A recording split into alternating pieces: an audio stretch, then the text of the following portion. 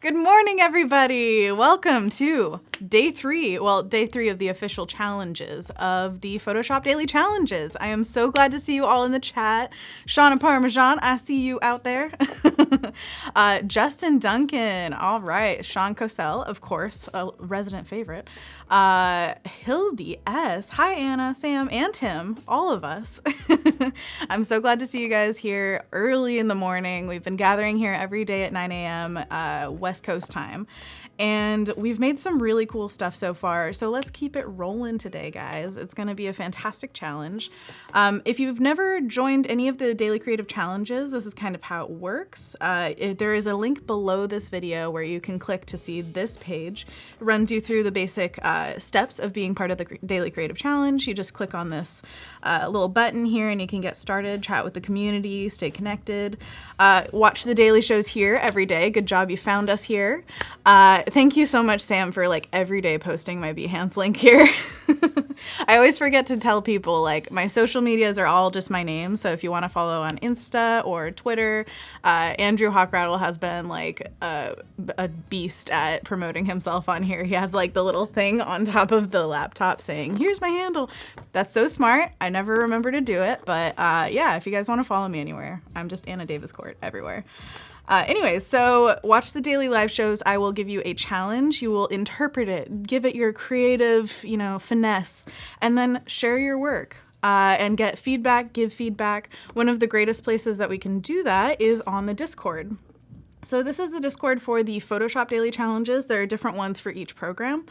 And there's so many tabs here, but the one I've been hanging out on the most is Current Challenge in the Feedback tab.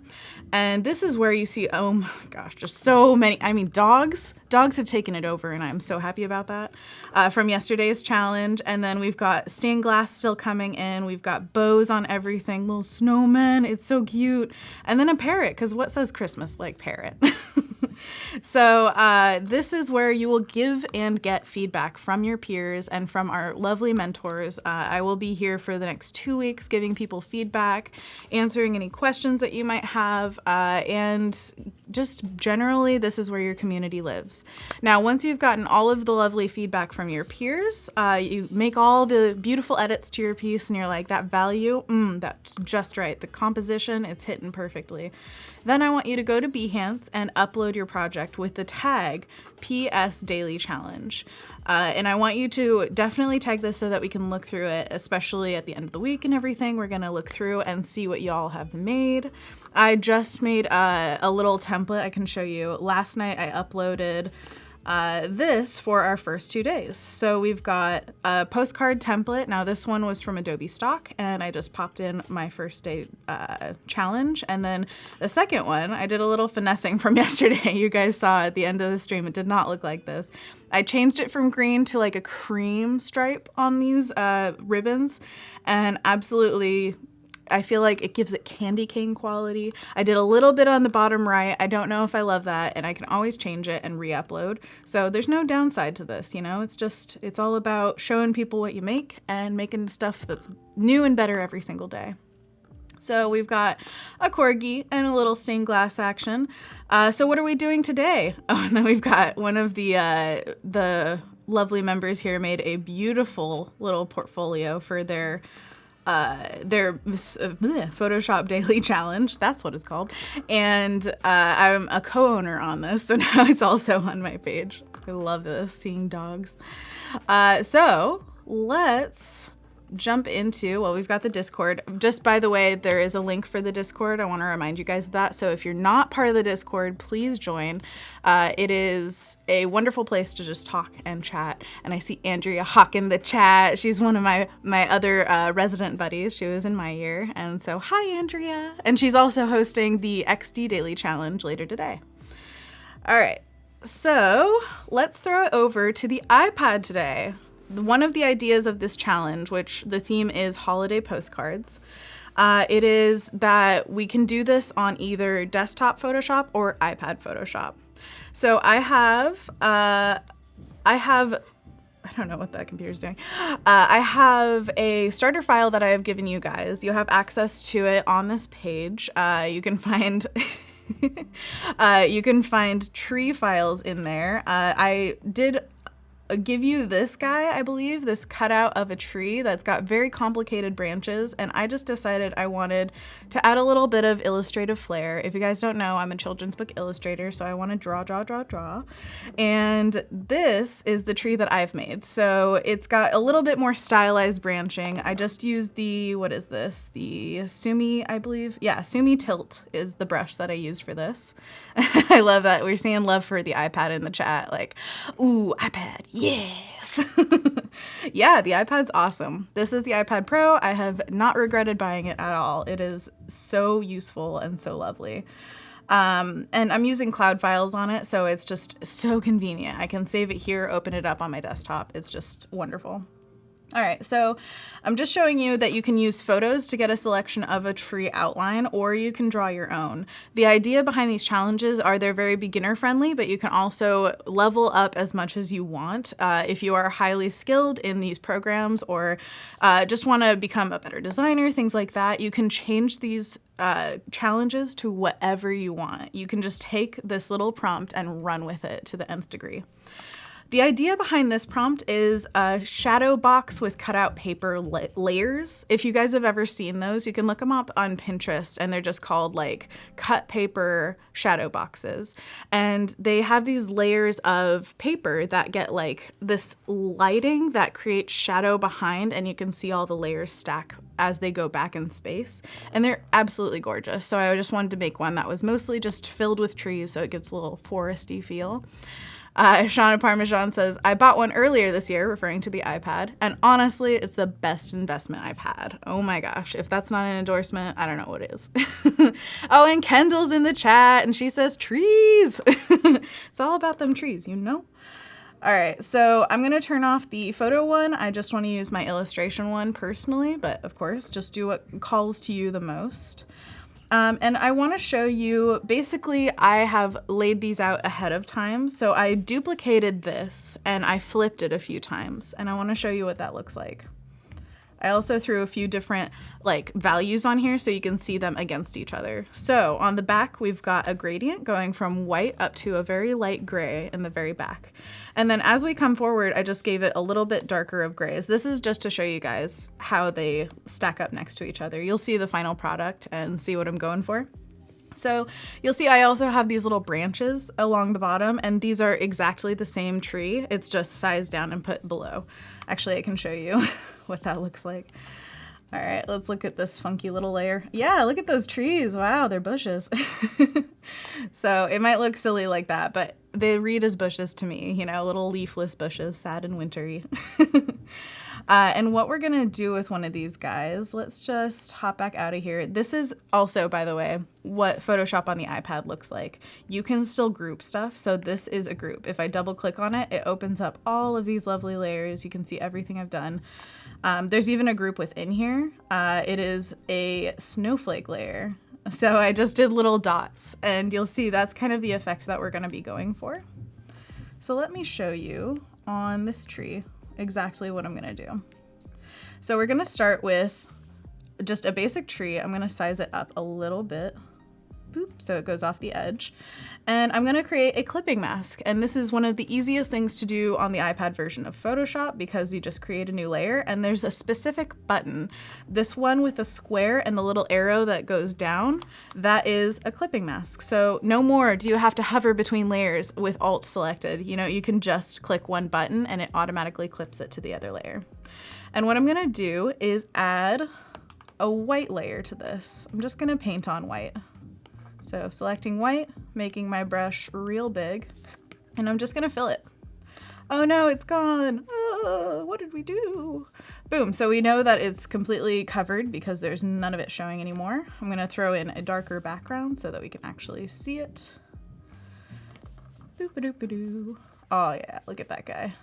We can also use the fill bucket. I don't know. I like painting. I've missed it over the last few days. Like, all I want to do is paint, paint, paint, paint, paint. Hey, James is in the chat. That's my husband. He knows exactly how obsessed I am with painting. All right, so we've got this white tree on this background. I'm gonna lower the opacity by going up to the layer properties menu here and just going like that. So that's just the background. I'm lowering the opacity of it. Gonna bring back our layers here, which if you guys missed the other day, we had multiple layer options here. So we've got, this is kind of like the Photoshop view that people are used to. And then this is like the mobile view that I'm used to from Fresco. Hey, shouts out in the chat who has used Fresco, because that is one of the ones that I've used the most lately, along with Photoshop, obviously. But I have absolutely loved the brush marks that we've gotten in Fresco. All right, so I'm going to duplicate this base tree layer. All right, here we go. So we're in the menu and we get duplicate layer and unclip this one. So all I have to do is go back to the white and clip it again. Super easy. And what are we using as our main tool today but Gaussian blur? So what I'm gonna do is go down to this little lightning on a square kind of marker, and that of course calls out to Harry Potter. I mean, that's been like our consistent thing all of these days. If you guys are watching me on Instagram, you'll know I met Draco Malfoy yesterday, so it's very Harry Pottery around here. Oh, I love it. People are saying they use Fresco. Dorina says, I'm currently using a Cintiq, but contemplating getting an iPad. Not sure if it would be okay. Oh, it went away. Sorry. It was so many people are saying Fresco now. Yeah. Oh, Hilda says, my iPad is too old, unfortunately. Brandon says Fresco is great. Oh, Paco's helping me out. Thank you so much, Paco. So we're scrolling back in the chat to read Dorina's comment, and it says, I'm not sure if it would be okay working on PC with a Cintiq and an Apple iPad. So actually, I know a little bit about working on PCs with iPads. Thank you so much, Paco. And it can definitely work as like a tablet in its own right, but you need a program to make it work that way. I think the one that I remember was, oh gosh, AstroPad, I think. And I saw people using this as their tablet connected to their laptop. And it was basically like, you can draw on the screen, yes, but it's showing up mostly on your desktop screen, I think. But if you guys know more about that in the chat, please let us know. But I absolutely love seeing all these people using Fresco on the iPad. And if you have all of CC, of course, you have access to both of these programs, and you have just like full access to all the stuff. So it's really fun to be able to play with things and figure out in what program things work best. So I love making all of the juicy marks in Fresco and then bringing it into Photoshop and finagling the color a little bit, because Fresco doesn't have the color adjustments, and I think iPad Photoshop has a little bit less of the textural marks, because Fresco has very unique like watercolor and oil and things that no other program has. So it's all wonderful for its own reasons. Anyways, let's hop back in here. Whoops, I just hit the home button for some reason. Got overexcited. So what I'm gonna do is take this duplicated layer that is a bluey purpley dark color, and I'm going to, I think I'm gonna make it multiply, blend mode. Remember that from yesterday? Just for funsies, just to show through and not have it be completely opaque. And then what we're gonna do is the lightning bolt, back to Harry Potter, we're going to use Gaussian blur. So there are two filters and adjustments available right now. Gaussian blur is one of them, which is wonderful because I use it a lot. And then the other one is invert. So that'll invert your colors or values and all that stuff. So let's check out the blur. You can go from 0 blur to like a billion blur, where it doesn't even exist anymore. So we want to go too far to one side and too far to the other and see really what feels right to us. So I want it to be semi-local to the tree. And I've nudged it slightly to the side so that I can see really what the blur looks like. And I want that to kind of mimic having a light source. So it's coming from the right, and then the shadow is going back to the left.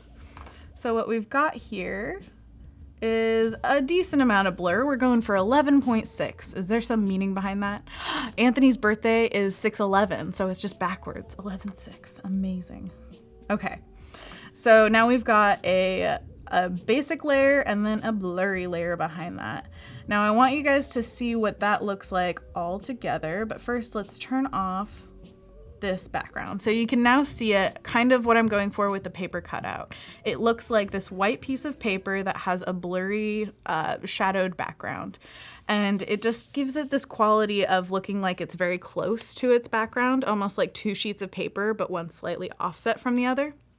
So what does that look like when we've got it all put together? Actually, let's pop back into the desktop version of Photoshop to show what it looks like all together.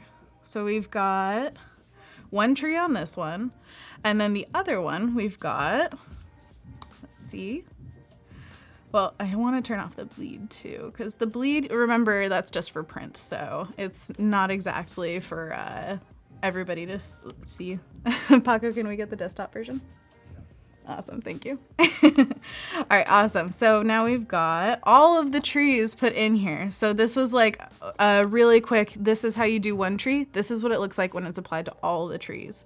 Now, if you guys like this reveal, obviously, like this is a slightly different version of it than this one because I put color in the shadow of this one. So that's just one opportunity for like how you would change it up individually, is adding color to those shadows is a huge thing.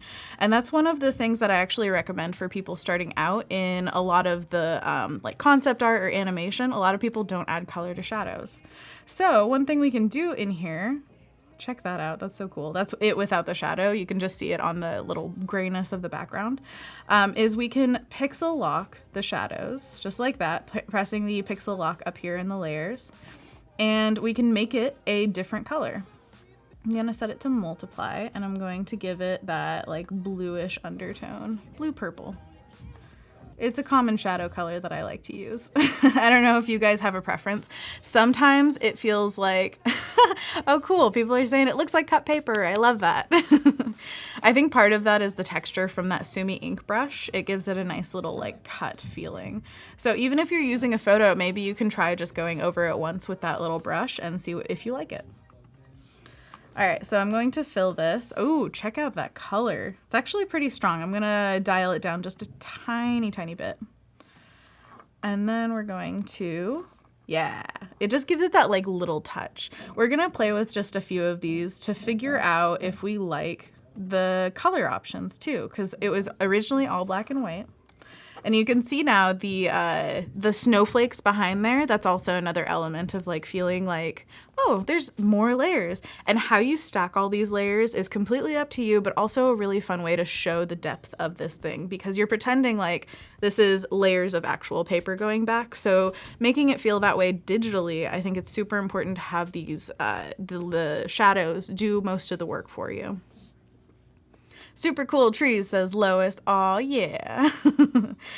Armando says it does look like cut paper. Armando, sorry. Wow, this reminds me of the linoleum graphics we were making in high school. Oh, I love that. Linoleum is so fun to play with. They're like, if you guys have not played with a traditional medium in a while, I highly suggest picking something up. It's so fun just to like, I don't know, let your brain peruse a different kind of topic for a little bit. So I'm just gonna go through, make sure these are on multiply because I liked that effect, and just fill them with a little bit of color. I mean, the tiniest touch of color. It's really not that big of a like overwhelming feel, but I think subtle is a good way to go here. And we might even add some color to the background. And one of the cool things that I saw as inspiration on Pinterest when I was looking up like all the inspiration for these challenges was that sometimes they have this glowing yellow light coming from the bottom. So that's a perfect opportunity to use a soft light blend mode and add just a little bit of a soft yellow gradient coming up over everything. And it should just give it a little, you know, holiday warmth. And here we've got the snowflake group. Let's do a little color on that. And then let's see if we can add a little bit of color to this background. I'm just gonna create a new layer so that if we don't like it, we can scrap it. There is no wrong way to do these kind of things. Whoop. Oh yeah, so that was a radial gradient. I'm gonna do a linear one so that we can get the whole background. And then just like tilt down that opacity a little bit. I'm gonna put a white layer below it so that we can really see it clearly without any of that gray in the background. Whoops, that was not the right way. Oh, because it's not on the fill bucket. Let's do that. Nope, did the same thing. All right, that's fine. We can just, let's do duplicate. And you know what? We can actually fill it in with paint. Hey, I was just saying I wanted to paint it. Boom, I've got my opportunity. I'm gonna make it really big and fat. Aw, yeah. Yeah, just getting rid of any of that gray just to make it pure like purpley blue coming through. So you can kind of see it cleaning up. And then let's see if we like a little bit of that soft light that I was talking about. We'll start just in the background and see what we like. Since we're on a big soft brush, it's really easy just to paint it in there. Let's do that. Boom. Let's see, what do we think? Very subtle. Let's set it to normal and see what it looks like. Wow, okay. That is interesting. Oh, it's because I have this above it. That makes sense. Okay. I had some kind of like white gradient going on below or above it. That's exactly why it was being affected. You know, I constantly find stuff in my files like that where it's just like, what is creating that effect? Oh, it's always a layer above it. Always. And one little detail that I also added on here that I didn't like show you guys going through is this border. I felt like there were a lot of those in our inspiration files. I actually should probably, I'll post that to the Discord, a link to the Pinterest board that I made for these guys and all of the challenges, just so you can see exactly what I'm talking about with these layered paper shadow boxes. They usually have some kind of frame because a shadow box is basically a frame that is deep. So having a little frame with a little bit of a shadow overlapping, I think it really creates that effect of depth because we're cutting off all of the trees, all the snowflakes, everything. And it creates just a little bit more of that effect that we're going for. So I have a drop shadow underneath that, and I'm going to make it that dark bluey, so that we can see it all together. Whoop. Boom. Multiply. All right, so we've got this beautiful background. Let's see what it looks like with a soft light. And I'm happy to see that a lot of you guys in the Discord have been adding text to this as well. We're gonna have a day where we tackle text a little bit more, but I definitely love seeing that kind of personalization. There we go. That's the word I'm going for. Oh man, Marissa says I could watch Anna work for hours. That's so sweet. I'll work for hours. That's fine. So this is blowing out some of our shadows. So I definitely think I want to keep it in the background. And that's just one of those things that you figure out as you're moving this stuff around. It's not a bad thing. It's just something that you learn along the way.